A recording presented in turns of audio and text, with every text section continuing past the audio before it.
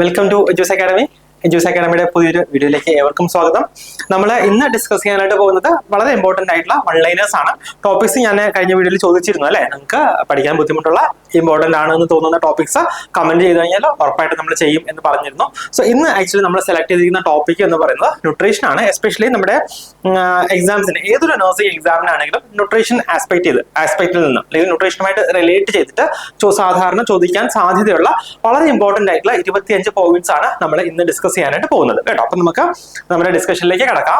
So ആദ്യമായിട്ട് പറയുന്നത് there are about 50 essential nutrients in human nutrition. നമ്മുടെ ഹ്യൂമൻ ന്യൂട്രീഷൻ നമ്മൾ കൺസിഡർ ചെയ്യുമ്പോൾ നമുക്ക് ഏകദേശം 50 എസെൻഷ്യൽ ന്യൂട്രിയൻസ് ഉണ്ട് എന്നാണ് പറയുക. അതിൽ ആക്ച്വലി രണ്ട് തരത്തിലുള്ള ന്യൂട്രിയൻസ് നമ്മൾ പഠിച്ചിട്ടുണ്ട് അല്ലെ. മാക്രോ ന്യൂട്രിയൻസ് ഉണ്ട്, മൈക്രോ ന്യൂട്രിയൻസ് ഉണ്ട്. അപ്പൊ എന്താണ് ഈ മാക്രോ ന്യൂട്രിയൻസ് എന്ന് പറയുന്നത്? മാക്രോ ന്യൂട്രിയൻസ് എന്ന് പറയുമ്പോൾ അത് പ്രോട്ടീൻ ആണ്, ഫാറ്റ് ആണ്, കാർബോഹൈഡ്രേറ്റ് ആണ് കേട്ടോ. നമ്മുടെ പ്രോട്ടീന്, ഫാറ്റ്, കാർബോഹൈഡ്രേറ്റ് ഇതിനാണ് നമ്മൾ എന്ത് പറയുക? മാക്രോ ന്യൂട്രിയൻസ് എന്ന് പറയുക. ഇതിന് വേറൊരു പേര് കൂടിയുണ്ട്, വളരെ വളരെ ഇമ്പോർട്ടന്റ് ആണ്, എക്സാമിന് ചോദിച്ചിട്ടുള്ളതാണ്, പല എക്സാംസിനും ചോദിച്ചിട്ടുള്ളതാണ്. പ്രോക്സിമേറ്റ് പ്രിൻസിപ്പിൾസ് എന്നാണ് പറയുക കേട്ടോ. എന്താണ് പ്രോക്സിമേറ്റ് പ്രിൻസിപ്പിൾസ്? നമ്മുടെ മാക്രോ ന്യൂട്രിയൻസ് ആയ പ്രോട്ടീൻ, ഫാറ്റ്, കാർബോഹൈഡ്രേറ്റ് ഇവരാണ് നമ്മൾ എന്ത് പറയുക? പ്രോക്സിമേറ്റ് പ്രിൻസിപ്പിൾസ് എന്ന് പറയുക. കൂടാതെ മൈക്രോ ന്യൂട്രിയൻസ് ഉണ്ട്. എന്താണ്? വൈറ്റമിൻസും മിനറൽസും. അത് എന്തുകൊണ്ടാണ് അതിന് മൈക്രോ ന്യൂട്രിയൻസ് എന്ന് പറയുക? നീഡ് ഇൻ സ്മോൾ ക്വാണ്ടിറ്റീസ് അല്ലെ, നമുക്ക് വളരെ കുറഞ്ഞ അളവിൽ മാത്രം മതിയാവും അത്, അതുകൊണ്ടാണ് നമ്മൾ അതിനെ മൈക്രോ ന്യൂട്രിയൻസ് എന്ന് പറയുക. Next vitamin A. പിന്നെ നമുക്കറിയാലോ, ഞാൻ ഇൻക്ലൂഡ് ചെയ്തിട്ടില്ല, ഫാറ്റ് സൊല്യൂബിൾ വൈറ്റമിൻസും വാട്ടർ സൊല്യൂബിൾ വൈറ്റമിൻസും അല്ലെ. അതിൽ ബിയും സിയും വാട്ടർ സൊല്യൂബിൾ വൈറ്റമിൻസ് ആയിട്ടാണ് കൺസിഡർ ചെയ്തിരിക്കുന്നത്. ADEK fat, vitamin A, DEK എന്താണ്? ഫാറ്റ് സൊല്യൂബിൾ ആയിട്ടാണ് കൺസിഡർ ചെയ്യുന്നത് അല്ലെ.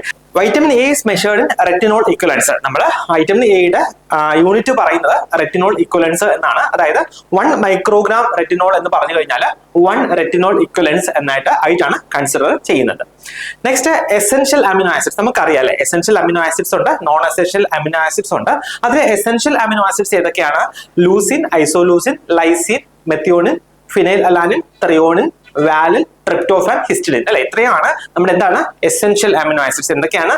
Leucine, isoleucine, lysine, methionine, phenylalanine, threonine, valine, tryptophan, histidine. ഇത്രയാണ് എസെൻഷ്യൽ അമിനോ ആസിഡ്സ് എന്ന് അറിയപ്പെടുന്നത്. വൈറ്റമിൻ സി ഡെഫിഷ്യൻസി എല്ലാവർക്കും അറിയാം അല്ലെ. കോസസ് എന്താണ്? സ്കർവി അല്ലെ. സ്കർവി ഉണ്ടാക്കുന്ന deficiency, scurvy vitamin C deficiency കാരണമാണ് ഉണ്ടാവുക. വൈറ്റമിൻ ഡെഫിഷ്യൻസി ആണെങ്കിൽ സിറോഫ്താൽമിയ അല്ലെങ്കിൽ നമ്മൾ നൈറ്റ് ബ്ലൈൻഡ്നെസ് എന്നൊക്കെ പറയും അല്ലെ. വൈറ്റമിൻ എ ഡെഫിഷ്യൻസി കാരണം സിറോഫ്താൽമിയാണ് ഉണ്ടാവുക.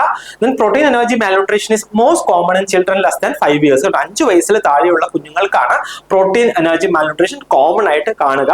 അതില് മെരാസ്മസ് ആണ് കൂടുതലായിട്ടും കാണുക കേട്ടോ. മെരാസ്മസ് ആണ് കൂടുതലായിട്ടും കോശോർക്കറിനെക്കാളും കൂടുതലായിട്ട് കാണുക, അതുകൂടി ഓർക്കാം. Next, nutritional anaemia affects approximately 50% of pregnant women. Main cause is iron deficiency കേട്ടോ. അയൺ ഡെഫിഷ്യൻസി കാരണമാണ് ന്യൂട്രീഷണൽ അനീമിയ സാധാരണ രീതിയിൽ ഉണ്ടാകുക.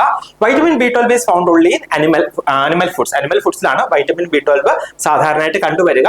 Casein is the chief protein in milk. നമ്മുടെ മിൽക്കിലെ ചീഫ് പ്രോട്ടീൻ ഇതാണ്, കേസീൻ ആണ്. Anthropometry is the simplest method to assess nutritional status. Nutritional status assess ചെയ്യാനുള്ള ഏറ്റവും സിംപ്ലസ്റ്റ് ആയിട്ടുള്ള മെത്തേഡ് എന്താണ്? ആന്ത്രോപോമെട്രി. അറിയാലോ എന്താണ് ആന്ത്രോപോമെട്രി? നമ്മൾ സാധാരണ മെഷർ ചെയ്തെടുക്കുന്ന സാധനങ്ങൾ അല്ലെ. ഹൈറ്റ്, വെയിറ്റ്, മിഡ് ആം സർക്കംഫറൻസ്, സ്കിൻ ഫോൾഡ് തിക്നെസ്, ഇതൊക്കെയാണ് നമ്മുടെ ആന്ത്രോപോമെട്രി ആയിട്ട് വരുന്നത്. കൂടാതെ mid upper am circumference less than 12.5 centimetre in child indicates severe acute malnutrition അല്ലെ. സിവിയർ അക്യൂട്ട് മാൽന്യൂട്രീഷൻ എന്ന് പറയുന്നത് എന്താണ്? മിഡ് അപ്പർ ആം സർക്കംഫറൻസ് ലെസ് ദാൻ 12.5 സെന്റിമീറ്റർ ആണെങ്കിൽ അതിന് നമ്മൾ എന്ത് പറയും? സിവിയർ അക്യൂട്ട് മാൽന്യൂട്രീഷൻ എന്ന് പറയുന്നു. നെക്സ്റ്റ് എന്താണ്? ICDS. ICDS നമ്മൾ കേട്ടിട്ടുണ്ട് അല്ലെ. എന്താണ്? ഇന്റഗ്രേറ്റഡ് ചൈൽഡ് ഡെവലപ്മെന്റ് സർവീസസ് ആണ്. സോ ഇത് ലോഞ്ച് ചെയ്തത് 1975-ലാണ്. ആരെയാണ് ഇത് ഫോക്കസ് ചെയ്തിരിക്കുന്നത്? For children less than 6 years and mothers അല്ലെ. അമ്മമാരെയും കൂടാതെ ചിൽഡ്രൻ ലെസ് ദാൻ 6 ഇയേഴ്സിനാണ് നമ്മൾ ICDS ഫോക്കസ് ചെയ്തിരിക്കുന്നത്. നെക്സ്റ്റ്, സബ്ല ചോദിക്കാവേ, വളരെ ഇമ്പോർട്ടന്റ് ആണ്. Sabla scheme was launched in 2010 by ministry of women and child development. Targets adolescent girls. അതായത് അഡോളസന്റ് ഗേൾസിനെ ഫോക്കസ് ചെയ്തിട്ട് 2010 minister of women and child development launch ചെയ്ത പ്രോഗ്രാം ആണ് സബ്ല സ്കീം എന്ന് പറയുന്നത്. എന്താണ് Sabla scheme? Rajiv Gandhi scheme for empowerment of adolescent girls കേട്ടോ. Rajiv Gandhi scheme for empowerment of adolescent ഗേൾസിനാണ് നമ്മൾ സബ്ല സ്കീം എന്നുള്ളത് കൊണ്ട് ഉദ്ദേശിക്കുന്നത്. നെക്സ്റ്റ്, 2 ടേംസ് ആണ്, സ്റ്റണ്ടിങ്ങും വേസ്റ്റിങ്ങും. എന്താണ് സ്റ്റണ്ടിങ്ങും വേസ്റ്റിങ്ങും? എന്താണ് stunting? Low height for age reflects chronic undernutrition. അതായത് സ്റ്റണ്ടിങ് എന്ന് പറഞ്ഞു കഴിഞ്ഞാൽ കുഞ്ഞ് വയസ്സിനൊത്ത് പൊക്കം വയ്ക്കുന്നില്ല അല്ലെ. എന്താ കാര്യം? അതിന്റെ റീസൺ എന്താണെന്ന് വെച്ച് കഴിഞ്ഞാൽ ക്രോണിക് ആയിട്ടുള്ള അണ്ടർ ന്യൂട്രീഷൻ. അതായത് കുറെ നാളായിട്ട് കുഞ്ഞ് ന്യൂട്രീഷൻ ഒന്നും എടുക്കുന്നില്ല, കുറെ നാളായിട്ട് ലോങ് ടേമിൽ കുഞ്ഞ് ന്യൂട്രീഷൻ പ്രോപ്പർ ആയിട്ട് എടുക്കുന്നില്ല എങ്കിൽ കുഞ്ഞിന് അപ്രോപ്രിയേറ്റ് ആയിട്ടുള്ള ഹൈറ്റ് വരത്തില്ല. അതിനാണ് നമ്മൾ എന്ത് പറയാ? സ്റ്റണ്ടിങ് എന്ന് പറയുക. അതേസമയം എന്താണ് വേസ്റ്റിംഗ് എന്ന് പറയുക? ലോ വെയിറ്റ് ഫോർ ഹൈറ്റ് അല്ലെ. അതായത് ഹൈറ്റിനനുസരിച്ച് കുഞ്ഞ് വെയിറ്റ് വെക്കുന്നില്ല, അതിനാണ് നമ്മൾ എന്ത് പറയുക? വേസ്റ്റിംഗ് എന്ന് പറയുക. റിഫ്ലെക്സ് അക്യൂട്ട് അണ്ടർ ന്യൂട്രീഷൻ കേട്ടോ. അക്യൂട്ട് ആയിട്ടുള്ള അണ്ടർ ന്യൂട്രീഷനിലാണ് ഈ വേസ്റ്റിംഗ് ഉണ്ടാവുക. Next, vitamin D deficiency in children leads to rickets അല്ലെ. വൈറ്റമിൻ ഡി ഡെഫിഷ്യൻസി കാരണം കുഞ്ഞുങ്ങൾക്ക് എന്താ ഉണ്ടാകുക? റിക്കറ്റ്സ് ഉണ്ടാകുന്നു. Vitamin B1 deficiency, vitamin B1 നമ്മൾ വേറൊരു പേര് പറയാം അല്ലെ, എന്താണ്? തൈമിൻ അല്ലെ. തൈമിന്റെ ഡെഫിഷ്യൻസി കാരണം ബെറിബറി ഉണ്ടാകുന്നു.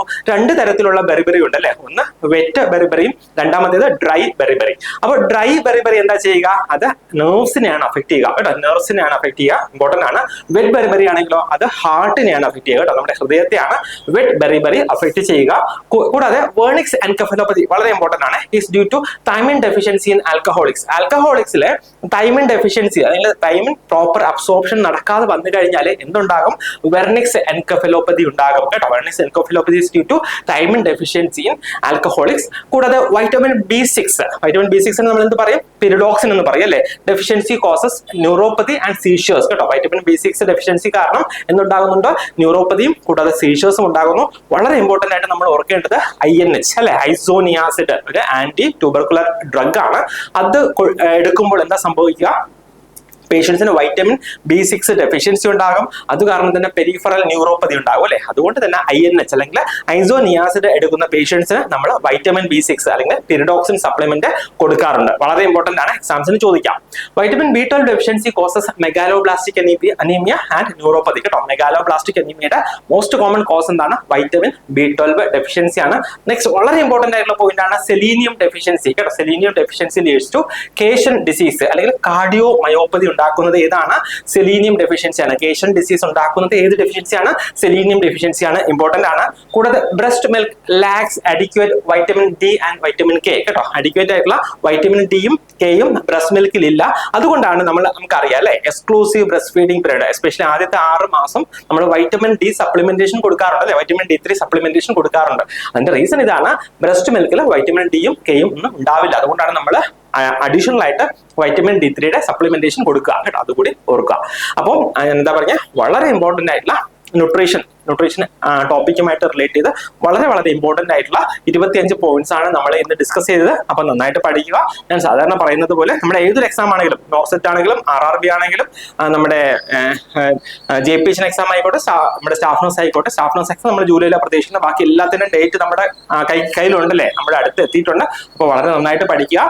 ഇനി ഇതുപോലുള്ള ടോപ്പിക്സ് നിങ്ങൾക്ക് പഠിക്കാൻ ബുദ്ധിമുട്ടുള്ള, അതായത് ഫോളോ ചെയ്യാൻ ബുദ്ധിമുട്ടുള്ള, ഇമ്പോർട്ടന്റ് ആണ് എന്ന് തോന്നുന്ന ടോപ്പിക്സ് നിങ്ങൾക്ക് ഹെൽപ്പ് വേണം എന്നുണ്ടെങ്കിൽ ഉറപ്പായിട്ട് നമ്മുടെ ഈ വീഡിയോയുടെ താഴെ കമന്റ് ചെയ്യുക. ഞങ്ങൾ കൺസിഡർ ചെയ്യുന്നതായിരിക്കും, ഇതുപോലെയുള്ള ഹെൽപ്ഫുൾ ആയിട്ടുള്ള വീഡിയോസ് ചെയ്യുന്നതായിരിക്കും. കൂടാതെ ഈ വീഡിയോയുടെ ഫീഡ്ബാക്ക് കൂടെ കമന്റ് ആയിട്ട് അറിയിക്കുക. ഞങ്ങൾക്ക് നിങ്ങളുടെ കമന്റ് ആണ് ഞങ്ങൾക്ക് പുതിയ പുതിയ വീഡിയോകൾ ചെയ്യാനുള്ള പ്രചോദനം. അപ്പൊ എല്ലാവർക്കും ഗുഡ് ലക്ക്.